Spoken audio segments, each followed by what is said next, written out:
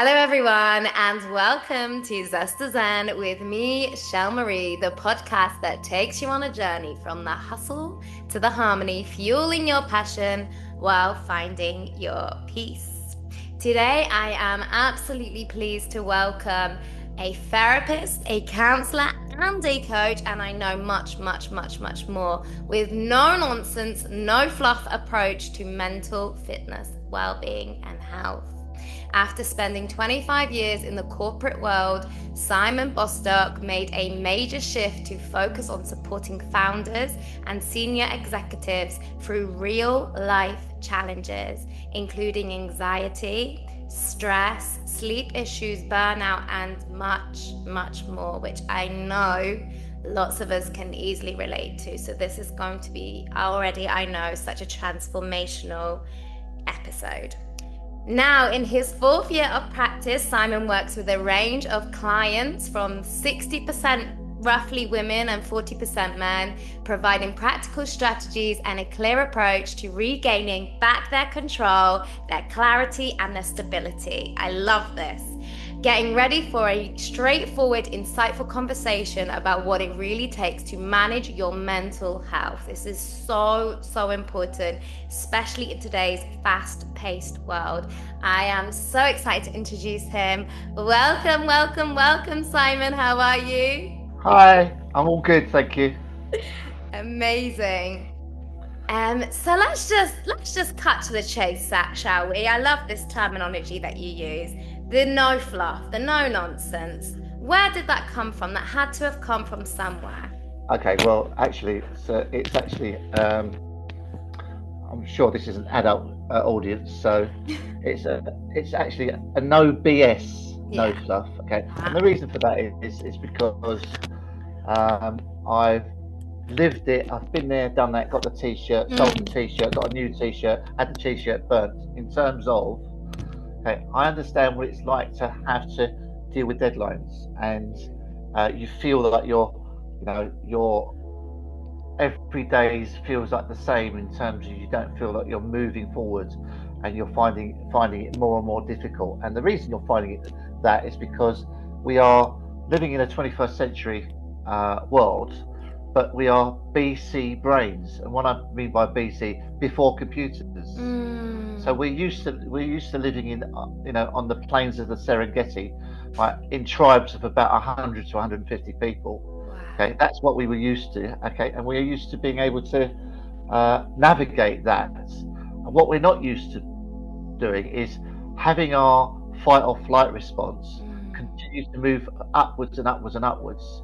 And as far as I'm aware, nobody's ever challenged me on this yet, but there's always a first. Okay, so there's three ways of getting rid of your fight or flight response in terms of bringing the cortisol and the adrenaline down in your system: drugs, movements, or breath work. Those are the three things. Okay, so I don't know if you've ever experienced or you know somebody that's had a panic attack. Okay, but what a panic attack is too much oxygen in the system, and you can get rid of that panic attack by breathing and having the breath on the in breath and the out breath, and the out breath being slower enables you to reduce the oxygen, bring in the CO2, and calm your system down, because your sympathetic and parasympathetic nervous system is what that response is all about, and getting it into balance helps you get calmer. So what I do is I look at the whole human and identify what human needs, and there's about 9 human needs that we thrive on, and if one or more of those are out of sync, then we look at why that is the case, and how we can put that back in, and I give them practical protocols and principles to be able to go away and do it themselves, so they don't have to rely on a therapist or a coach like myself. They can do it themselves and live a thoroughly thriving life. Wow, there's so much I love that you've just said. There's the two things. So the first one is which I think is so, so, so, so important. And you said not relying, because I think people, not everyone, but I think, we're on this course or we're connecting with this person, and we're being infused with all this knowledge, all this, but essentially we have to do the work.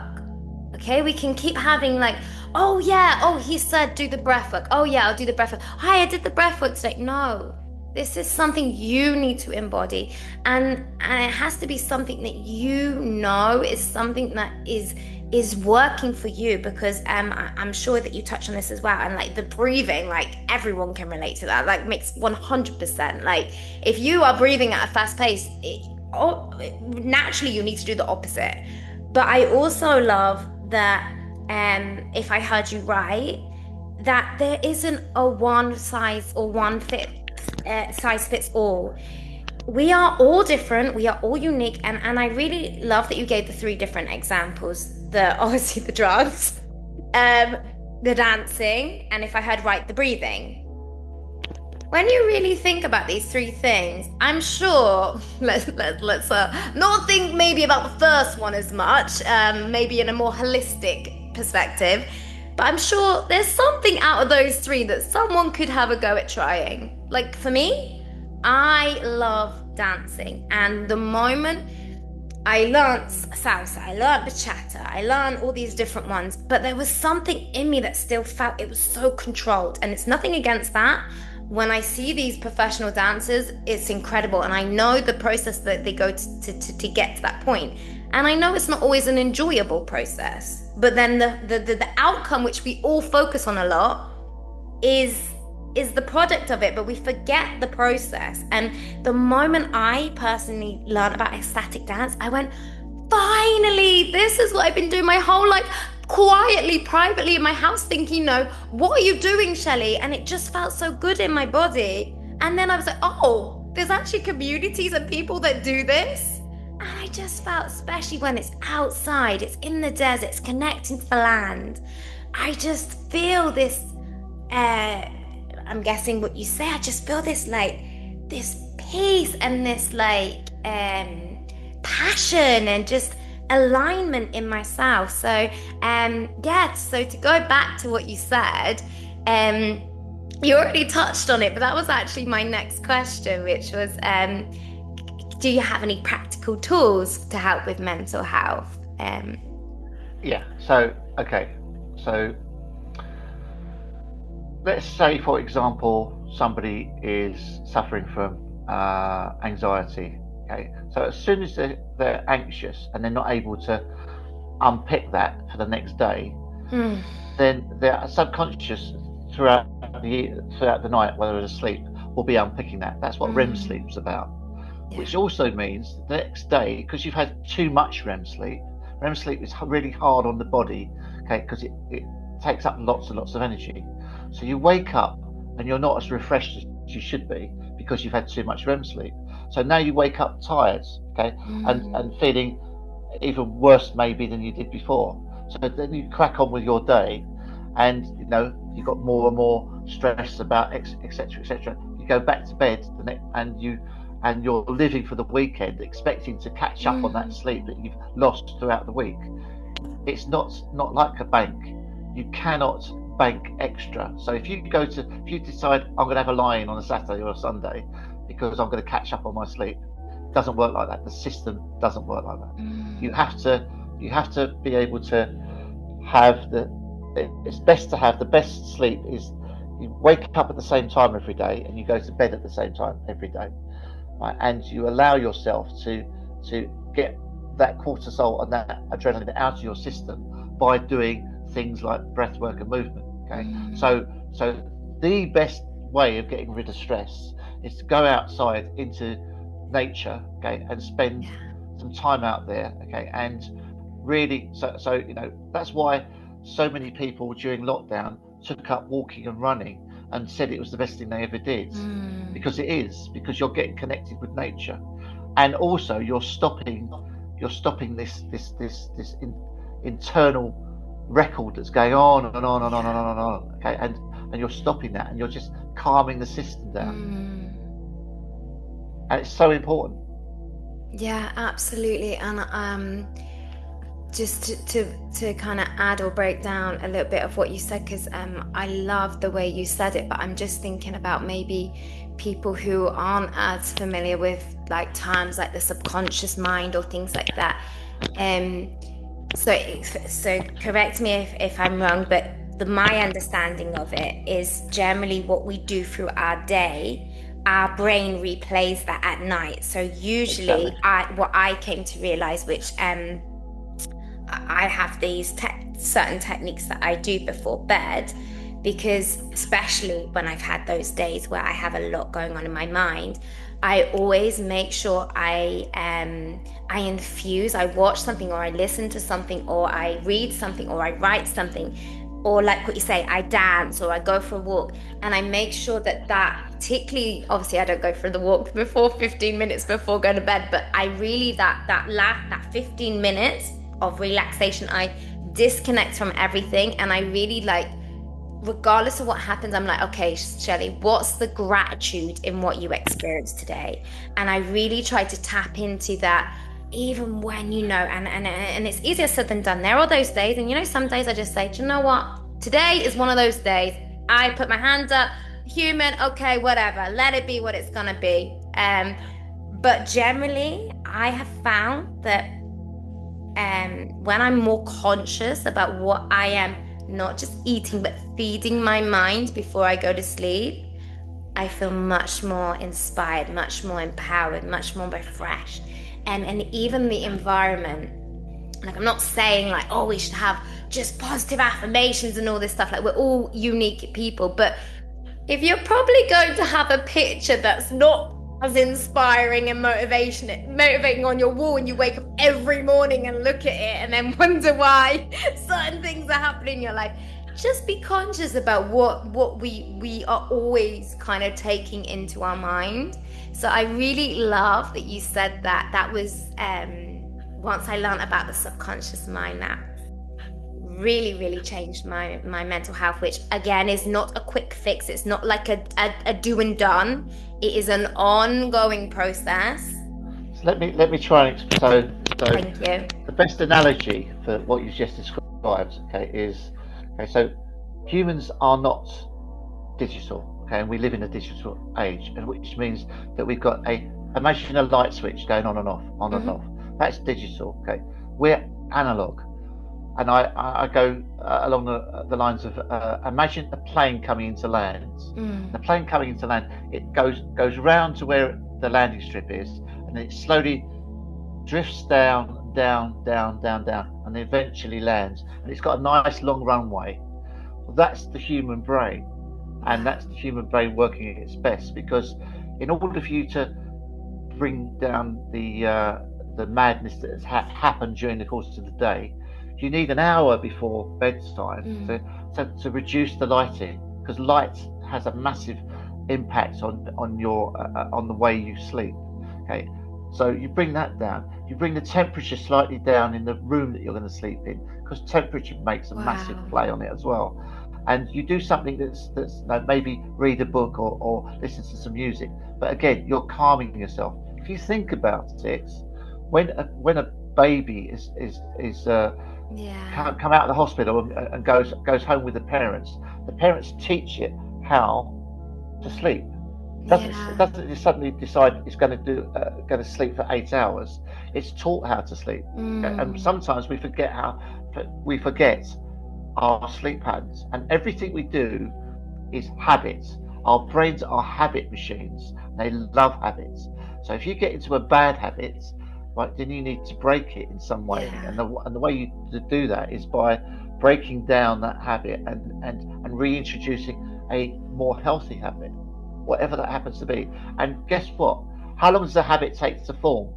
It depends. So if you look at the literature, some say it takes 20 days to form a habit, okay, or 21 days. Okay, the reality is it doesn't. That it depends what it is, and it depends on the human. But usually it takes between 21 days and 221 days. That's the scope. So you've got to keep chipping away at it each day, and it might sound it's really boring and I want an instant fix and I want an instant fix. But your technology that you're using, i.e. your analog brain, doesn't work like that. Yeah. Okay? So you've got to build up to it, you've got to build up to it, you've got to build up to it. Yeah. So eventually it will come, and it comes in waves of it's not like going up a set of stairs. It's very much a plateau clunk, plateau clunk, plateau clunk. Yeah. Like that. I hear you. Yes, thank you for that. That real raw, the visuals, the explanations, you really broke it down really beautifully. And also I really love, again, that we just spoke about even the 21 days. It's like, again, there's so many things of like, do this and this will happen, and do that. We are all different. So I really love that you mentioned that.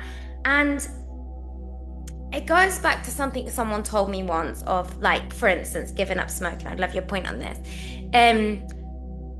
Someone said, if you kind of like, okay, but you don't really have that drive and that passion to do it, what's the point? You're not going to feel that, like, desire to do it, even if it's to do with your health.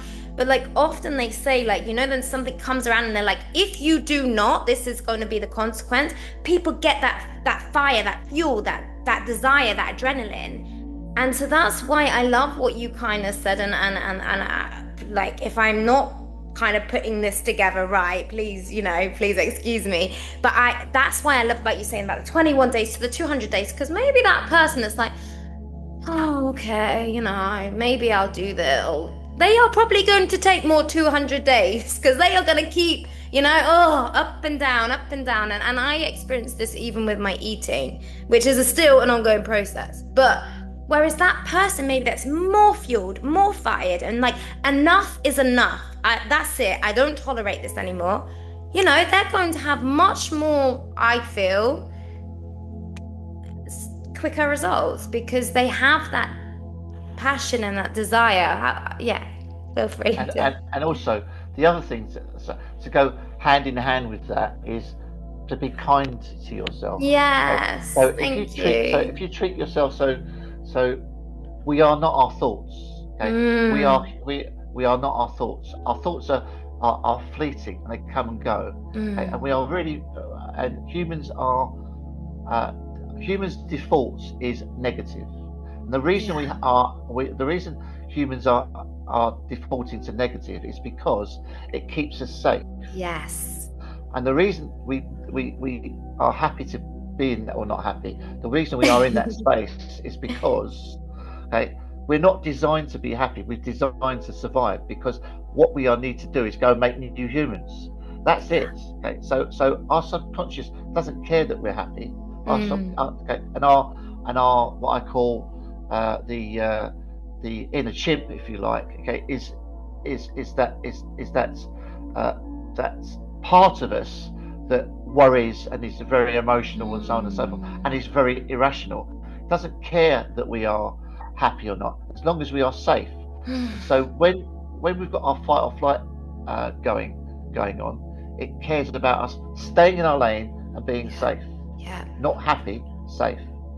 So if we want to be happy humans, then we need to change that up and quieten the chimp down, and allow our frontal cortex, our thinking brain, to click in.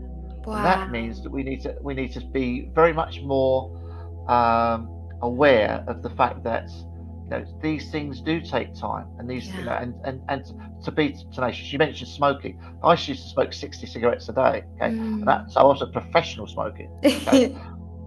you were nailing it. Exactly. Okay? And that was back in the day, because I'm very, very old. That was back in the day that you were able to smoke in your office, in the indoors, and on the train, on the plane, etc. However, found out I was we were having a daughter, and that was my motivation. Right, I'm going to stop. Okay, and and was it easy? No, it wasn't. Was it difficult? Yes, it was. But it stopped now, and that was 30 years ago. So that gives you an idea of what you're capable of. I just recently finished with a client, and he had a cocaine habit, and his cocaine habit was a massive blight on his life, and he decided, I need to give this up because it was going to ruin his marriage and ruin his business. So he stopped with my help, and he's now cocaine free, and he's now 15 or 16 weeks in now without any cocaine. So it's doable, but you've got to be kind to yourself. Yes. You've got to put in these protocols and make and be, like you were talking about, a lovely thing, gratitude. So having a gratitude practice either at night or in the morning is really important, and also having a joy practice. What that is looking back on the previous day and see 3 things that brought you joy that day. And they can be tiny things, like a robin that you saw on a fence, or the bird singing, or anything in nature, or anything that you saw somebody do an act of kindness that brought you joy. Just think on that, because it changes your perspective and changes your mindset. If you do that every day, that little and little builds and builds and builds, okay, and you become much more positive. There's a reason why people that have a half glass full attitude live longer than those that are realists or have a half glass empty attitude. Because they're expecting the best. They're expecting a positive outcome. Okay, and do you know what? There are more good people than there are bads. I love that. And just thinking about something that I'm actually doing right now is, I'm stepping more and more into the unknown, which I feel ties really beautifully into your joy thing. And I know you wasn't necessarily saying in a way of writing and collecting, but just to share something I'm doing that maybe someone who just sometimes needs that reminder is, I had 3 glasses and I just purposely picked ones that, for me, they look like diamonds, just to really make me feel good when I look at them, or like even with a nice message. And I have one, particularly when I'm walking in nature, I receive the most incredible ideas, and then I think I will like be so inspired, and then I'm like, oh, I forgot. So now I put it in my phone and I write it, and so I have 1 cup which is my seeds. I just call them seeds. I'm not putting the pressure on me, but if I want to go back and be like, oh, what did I think? There's my seeds.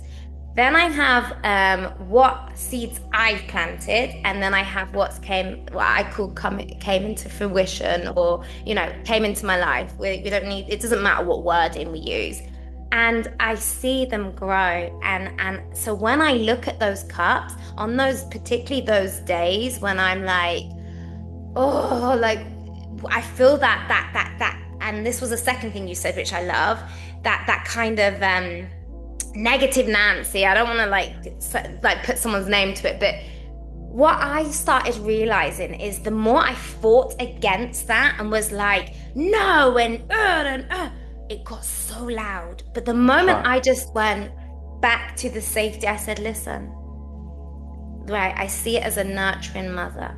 And the moment I just said, listen, in my own way, not speaking to myself, but just in my own kind of way, whether it's meditation, whatever way you want, and just was like, I know we've done it this way for a long time, but trust me, I know this has happened in the past, but I know what I'm doing, trust me. And the moment I started speaking lovingly, which I love that you said, thank you, to myself, it calmed, the system calmed, and it was not so loud, because it was kind of like, abort, but if you do this, and what about if we don't have the money and our home will go, and everything is like hyper, like intensified, and it's like, the doom and the gloom, and this is gonna happen. It's like, I've got this, and if I haven't got this, I have an option. Okay, breathe. So I feel like all that, which I loved, has kind of given me clarity and confirmation that, I understand now why I feel this peace and this calm. So I really appreciate that, what you said. And I know you touched on reframing as well, which I think is so important. And it's 100% not being delusional, not masking, suppressing, and pretending that everything is fantastic. We're not saying that. but there's a reframing. So I would love like if you could expand on that a little bit more, especially around Okay, so I can't remember the name of the philosopher. Okay, but he was a Stoic, and I can't remember his name. Okay, it's gone. But a story about him. One of his followers that was following this Stoic around. He was an ex-slave, and while he was a slave, his master broke his leg so badly that he was crippled. Okay, so he had to walk around with a stick. And while he was teaching, so he's now a free man and he's teaching, and he's one of the Stoics, and he was asked the question, "Aren't you bitter about your leg?" And he looks at his leg, and his withered leg, and he said, "No, that's my leg. That's how it is." So he and he said, "Yeah, but I don't you feel malice against the person that did that? Don't you want get revenge, etc., etc.?" And he said, "No, because if I spend all my time worrying about that, then I'm losing my life because I'm busy worrying about that." And the important part is, okay, so things that happen in life that you cannot change or change in any way, shape, or form. So, for example, what a loved one dies. Okay, you can't cheat death, or you have an accident, etc. So you've got a choice. You either lament the fact that you've had that accident or that loved one's died, or you choose to change the way you think. Wow. You can choose the way you think, but you can't change what I call those things that happen to you. They're gravity issues. And guess what? You can't change gravity. Not unless while you're on the Earth. You might be able to do it in space, but you can't change gravity. So why spend all that effort and angst and so on and so forth trying to change something you can't? But you can choose the way you react to it. That's beautiful. That's so beautiful and so powerful. Like, even if someone just takes that from today, there's kind of like a knowing, but then there's a hearing, And I just felt like you just said that so simply, but so powerfully. So I really appreciate that. Like, and I can, as we all can, I can relate to that so much because I was so angry years ago when it was COVID and my grandma went, and I had all the guilt, all the shame, and I'm not 100% diminishing that. I was allowed to feel how I wanted to feel at that time and go, and I feel like this is also important. I'd love to know what you think of this, but to go through those emotions, to really feel those emotions and allow yourself, not again like, oh, okay, no, remember positivity, oh, it's happened. No, feel those emotions, but don't let those emotions become you. And then just, hey, yeah, I miss her. But you know what? Actually, I was personally in that situation being selfish because I made it about me. And actually, she wasn't well. She didn't have the best quality of life compared to her life that she had prior to all her health issues. So actually, for me now to know she's at peace, and okay, the selfish part of me was like, but I wanted to see you. I was planning to see you at Christmas. It's not about you, Shelley. It's not about you. Like, and so I love that you said that, because I came to that conclusion on my own, but like someone now listening to this, and I feel like sometimes we don't have to go through that whole process. We have that time where we just have the information come to us, and it just brings that that kind of peace, whether we're ready for it now or not. It just plants that seed and just be like, okay, I remember what Simon said. Okay, I'm maybe not ready right now, but I know I will be maybe at some point.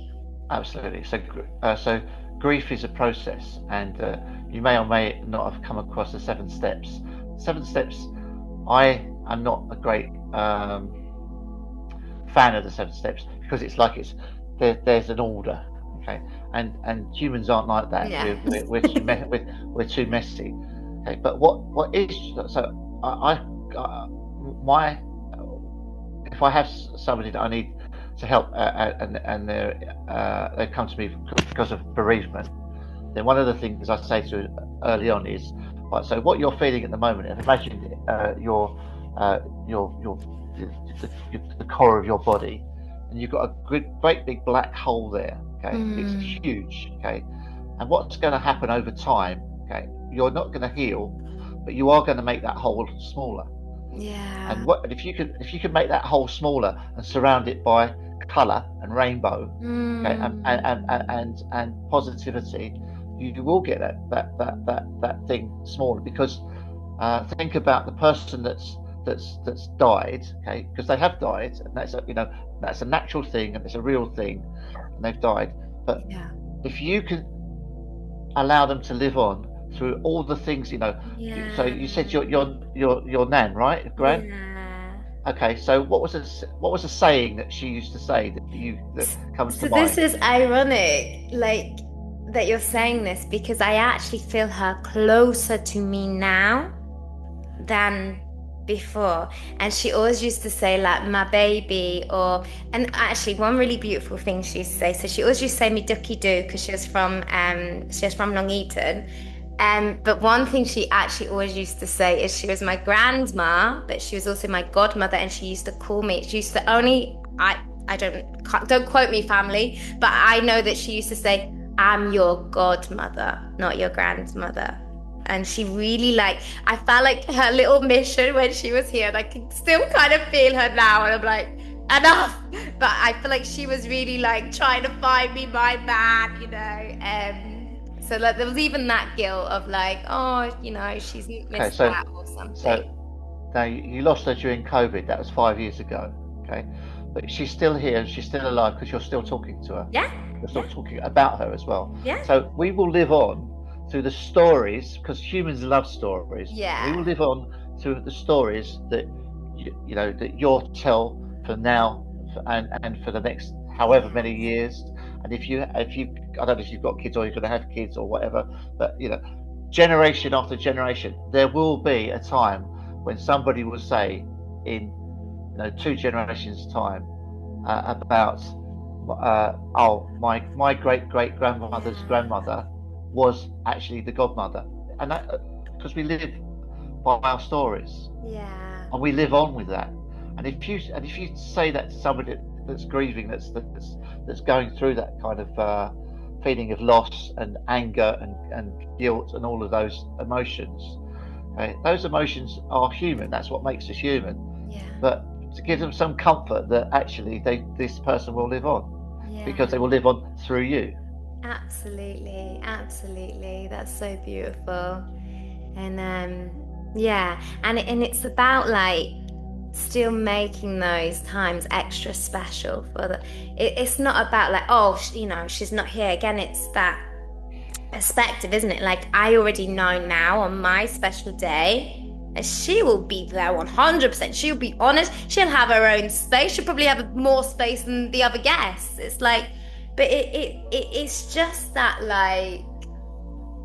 just that honoring and still not seeing it as something lost, but something that's still so treasured and deep in your heart. And just through the way people speak or characteristics or things that remind you of them. I think it is a process, but I agree, it's not step number 1, we are all completely different. And you might not even need 7 steps. You might go from 1 to whatever and back to 9 or backwards. So thank you so much for that.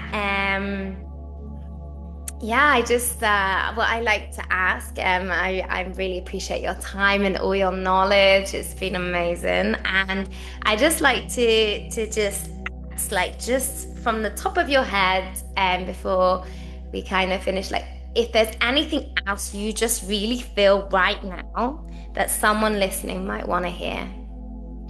Okay, so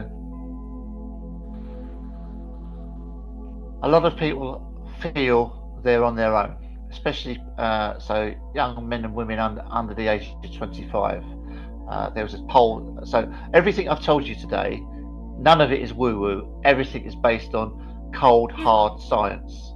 So, and I can take you to the empirical paper, etc., etc. So that's really important to understand, because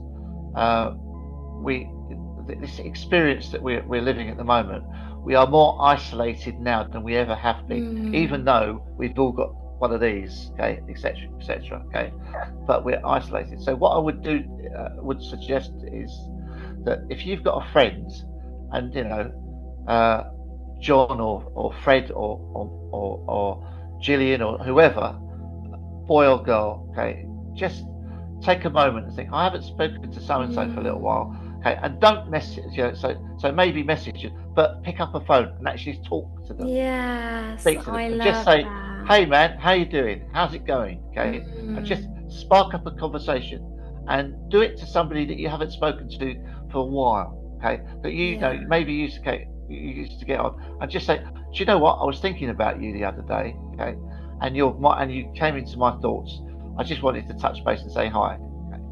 And that will make somebody's day, and it will lift them. And maybe you're the person that actually salvaged something for them for that day, that they weren't having the best day. Yes. And one thing, and it's not all woo-woo, but one thing that I personally feel, which I really love that you said that, to add to that, is usually when you stop and you think like what you said about that person, there's a reason why that particular person popped into your mind. So I got so many shivers right now.